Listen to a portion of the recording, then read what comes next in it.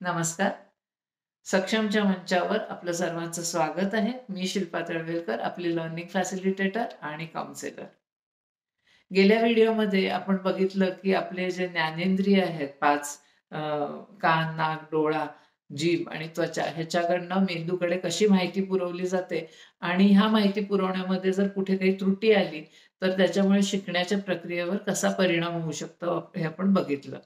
आता त्याच्या पुढचे जे 3 सेन्स ऑर्गन्स आहेत किंवा सेन्सरी इनपुट्स आहेत ज्याच्याबद्दल फार आपण ऐकलं नाहीये, ते म्हणजे वेस्टिब्युलर, प्रोप्रायोसेप्शन आणि इंटरोसेप्शन. ज्यांनी आधीचा व्हिडिओ बघितला नाहीये, त्यांनी आधीचा पण व्हिडिओ बघा. कारण तो व्हिडिओ आणि त्याच्या कंटिन्युटीमध्ये हा व्हिडिओ आहे.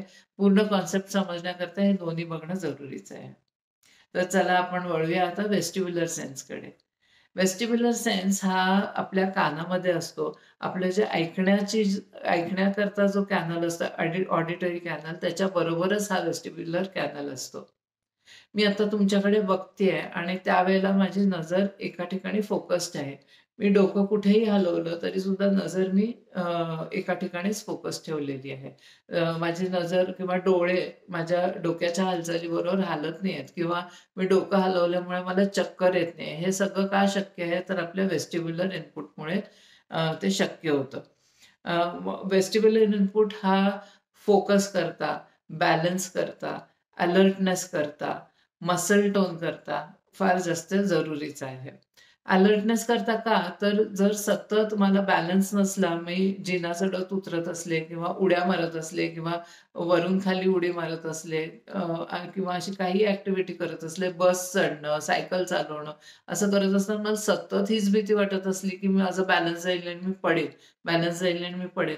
तर माझं सगळं लक्ष आहे पूर्णपणे माझ्यातच केंद्रित असणार आहे. सभोवताली काय होतंय ह्याच्यावर माझा अजिबात फोकस नसणार आहे आणि त्याच्यामुळे अलर्टनेसवर किंवा शिकण्याच्या प्रक्रियेवरच पूर्णपणे परिणाम होतो. हा झाला बॅलन्सिंगचा भाग. बॅलन्सिंगमध्ये प्रॉब्लेम असल्यामुळे अजून एक होतं, की ती मुलं शक्यतो हालचालच टाळतात. त्यामुळे ती खूप आळशी आहेत किंवा अँक्शियस आहेत, भित्री आहेत असं जाणवतं.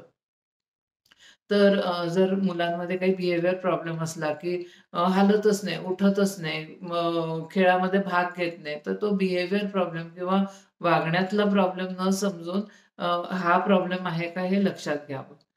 आता वेस्टिब्युलर कॅनल आहे मी सांगितलं, की ऑडिटरी कॅनलच्या बरोबर असतं. म्हणजे आपल्या ऐकण्याच्या कॅनलच्या बरोबर असतं.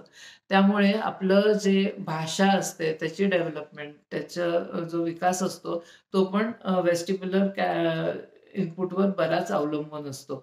जी मुलं बोलत नसतात, ज्यांना बॅलन्सिंगमध्ये प्रॉब्लेम असतो, त्यांच्या वेस्टिब्युलर इनपुटवर जर काम केलं, तर त्यांची भाषा पण सुधारते किंवा मुलं बोलायला लागतात. बऱ्याच वेळेला असं होतं, की मुलांना आपण जर काही सूचना दिल्या, तर जोपर्यंत आपण हातवारे करून सांगत नाही किंवा काहीतरी एखादं चित्र किंवा अजून काही नॉन व्हर्बल कम्युनिकेशन करत नाही, तोपर्यंत त्यांना ते नीट पूर्णपणे समजतच नाही किंवा 2-3 गोष्टी सांगितल्या, तर शेवटची गोष्ट लक्षात राहते. आधीच्या 2 काय होत्या गोष्टी त्या लक्षात राहत नाहीत किंवा त्यांना जर काही व्यक्त व्हायचं असलं किंवा काही सांगायचं असलं, तर ते त्यांना नीट सिक्वेन्समध्ये घालून सांगता येत नाही. पूर्ण माहिती नीट देता येत नाही. ते आहे एक भाषा पूर्ण प्रगल्भ न झाल्याचं एक लक्षण आहे. आणि ह्या प्रॉब्लेम्स करता सुद्धा आपण वेस्टिब्युलर स्टिम्युलेशन दिलं, तर भाषेवर पण त्याचा खूप छान इफेक्ट दिसू शकतो. भाषेबरोबर अजून एक गोष्ट आहे, की फॉनिक साउंड म्हणजे आवाज जसं गेल्या व्हिडिओमध्ये मी सांगितलं, की कुठलेही 2 आवाज जोडता येणं किंवा तोडता येणं हे स्पेलिंग किंवा रीडिंग ह्याच्याकरता फार जरुरी एक स्किल आहे. तर ते जर मुलाला जमत नसेल, तर त्याच्याकरता सुद्धा वेस्टिब्युलर स्टिम्युलेशन दिलं, तर त्याचा छान परिणाम रीडिंग आणि स्पेलिंगवर होऊ शकतो. तर हा वेस्टिब्युलर सेन्स असला, तर आपलं सगळं सुरळीत चालतं. पण तो जर कमी पडला, तर त्याच्यामुळे आपल्या शिकण्याच्या प्रक्रियेवर कसा परिणाम होतो हे आपण बघितलं. आता वेस्टिब्युलर स्टिम्युलेशन मिळणार कसं? तर आपले जे बागेतले जे इक्विपमेंट आहेत, झोपाळा आहे, घसरगुंडी, मेरी गो राउंड आहे, सीसॉ आहे, ह्याच्यावर जर मुलांनी रोज खेळलं तरी सुद्धा पुरेसा त्याला वेस्टिब्युलर इनपुट मिळतो. एका जागी उड्या मारणं, ट्रॅम्पोलिनवर उड्या मारणं किंवा थेरपी बॉल असतो त्याच्यावर बसून त्या मुलाला बाउन्स करणं, हे जर करून घेतलं तर वेस्टिब्युलर स्टिम्युलेशन मिळतं आणि त्याच्यामुळे लँग्वेज, स्पेलिंग, रीडिंग या सगळ्यावर खूप छान परिणाम होऊ शकतो. आता वेस्टिब्युलर सेन्स नंतर पुढचा आपण बघूया, तो आहे प्रोप्रायोसेप्टिव्ह सेन्स.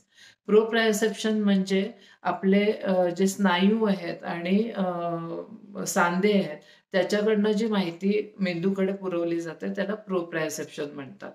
म्हणजे कसं? तर मी आता लिहायला बसली आहे, तर मी पेन्सिल किती घट्ट पकडली आहे, मी कागदावर किती जोर देते, हे जर मला समजायला हवं असेल, तर त्याच्याकरता प्रोप्रायोसेप्शन माझ्या स्नायूंमध्ये आणि जॉइंट्समध्ये मी किती ताण दिलेला आहे, ही माहिती मेंदूपर्यंत पोहोचवणं हे प्रोप्रायोसेप्शन सेन्सनी होतं. प्रोप्रायोसेप्शन ज्या मुलांना नसतं, ती अतिशय वेंधळी, धडपडी अशी वाटतात किंवा त्यांना मोटर प्लॅनिंग जमत नाही. मोटर प्लॅनिंग म्हणजे काय? तर समजा मी इकडनं तिकडे जायचं आहे मला आणि वर्गामध्ये मध्येच बाकडी खुर्च्या सगळ्या आहेत. तर मी नक्की कशी जाऊ आता? त्याच्यावरनं चढून जाऊ का बाजूने जाऊ का सरकवून जाऊ का सरळ जाऊन थोडीशी अशी तिरकी झाली तर जाऊ शकेन? हे जे प्लॅनिंग असतं, ते त्या मुलांना जमतच नाही आणि म्हणून ते अतिशय धांदरट आणि वेंधळी अशी दिसतात. जर त्यांना हे प्लॅनिंग जमलं नाही, तर मग वहीमध्ये मी तारीख कुठे लिहायची, टॉपिक कुठे लिहायचा, प्रश्न उत्तरं कुठे लिहायची, हा शब्द या लाईनीत मावेल का पुढच्या लाईनीमध्ये घ्यायचा, हे प्लॅनिंग सुद्धा त्यांना जमत नाही.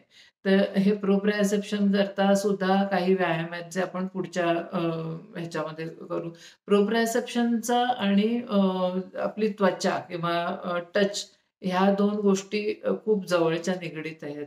त्यामुळे प्रोप्रायोसेप्शन मुळे इमोशनल सिक्युरिटी किंवा इन्सिक्युरिटी पण त्याच्यावर खूप अवलंबून आहे. प्रोप्रायोसेप्शनचं अजून तपशिलामध्ये आपण जेव्हा रायटिंग स्किल्सबद्दल करू, त्यावेळेला मी अजून खूप ॲक्टिव्हिटीज सांगेन त्याच्यामध्ये.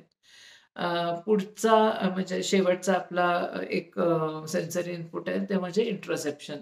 वेस्टिब्युलर म्हणजे कानाचं झालं, प्रोप्रायोसेप्शन म्हणजे जॉइंट्स आणि मसल्स झालं आणि इंट्रोसेप्शन म्हणजे आपल्या शरीराच्या आत होणाऱ्या ज्या संवेदना आहेत. म्हणजे काय? तर झोप, शी, शू, तहान लागणं, भूक लागणं किंवा मी खूप नर्व्हस आहे किंवा अँक्शियस आहे, तर ती जाणीव होणं.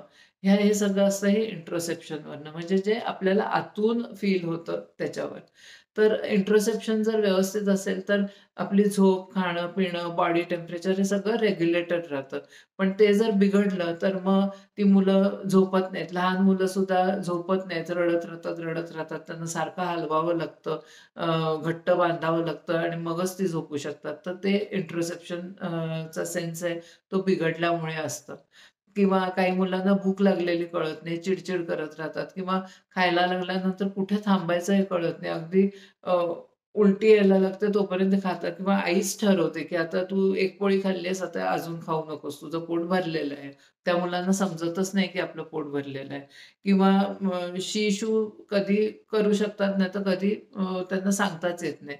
तर हे सगळे जे आतले सेन्सेशन्स आहेत, ते सगळे इंट्रोसेप्शनमध्ये आहेत. आता कुठलाही एक सेन्स हा महत्त्वाचा आहे किंवा कमी महत्त्वाचा असा आहे असं नाहीये. साधी गोष्ट तुम्ही बघा, की आपण जर एखाद्या लहान मुलाला बाजारात घेऊन गेलो, तर त्याला आईस्क्रीमचं दुकान दिसतं. हे व्हिज्युअल आलं, डोळे. मग त्याच्यानंतर तो हट्ट करतो, भाषा वापरून दुकानात जातो. आईस्क्रीमचा कुठला फ्लेवर, कुठली चव हवी, त्याच्यामध्ये आपलं जीभ आली. मग त्याच्यानंतर आईस्क्रीम घेतल्यानंतर ते गार आहे, थंड आहे, गोड आहे, हे त्वचा आली, जीभ आली त्याच्यामध्ये किंवा चव आली. त्याच्यानंतर मग तो कोन आता मी खूप जोरात दाबला तर हा फुटेल, हे प्रोप्रायोसेप्शन आलं. त्याच्यामधनं जर गळायला लागलं आईस्क्रीम, तर ते कसं बरोबर कोन फिरवायचा आणि चाटून घ्यायचं, हे वेस्टिब्युलरमध्ये आलं. तर या छोट्या-छोट्या क्रियांमध्ये सुद्धा आपले हे सगळे 8 सेन्सेस असतात, हे वापरले जात असतात. ह्याच्यामध्ये कुठेही काही बिघाड झाला, तर आपलं लर्निंग किंवा आपली जी शिकण्याची प्रक्रिया असते, त्याच्यावर परिणाम होतो. जसं आपण खातो तेव्हा आया प्रोटीन मिळालं का, कॅल्शियम मिळालं का ह्याच्याकडे लक्ष देतात. तसंच एक सेन्सरी डायट पण चांगला असणं फार जरुरीचं आहे आणि त्याच्याकरता काय करायचं, तर मुलांना भरपूर स्टिम्युलेशन देत राहणं हे फार जरुरीचं आहे. पळणं, धावणं, चढणं, उड्या मारणं, लटकणं, लोंबकळणं, मसाज घेणं, ह्या सगळ्या वेगळ्या-वेगळ्या टेक्स्चर्समध्ये, मातीमध्ये वस्तूंशी खेळणं, हे सगळं जितकं स्टिम्युलेशन मिळत राहील, तेवढं ते मेंदूचे ते जे सेंटर्स असतात ते छान स्टिम्युलेटेड राहतात आणि लर्निंगची प्रोसेस छान होऊ शकते. पुढचा जो टप्पा असतो आपल्या शिकण्याच्या प्रक्रियेतला, हा आत्तापर्यंतचा जो झाला, तो होता डेटा इनपुट. म्हणजे आपण माहिती मेंदूला पुरवली. आता माहिती पुरवल्यानंतर मेंदू त्या माहितीचं काय करतो? त्याला म्हणतात डेटा प्रोसेसिंग. फारच इंटरेस्टिंग असा तो व्हिडिओ असणार आहे आणि त्याच्यामध्ये तुम्हाला खूप गोष्टी लक्षात येतील, की अरे हां, इनपुटमध्ये हा प्रॉब्लेम आहे, हा प्रॉब्लेम आहे खरा माझ्या मुलामध्ये, ह्याच्यावर मी काम केलं पाहिजे.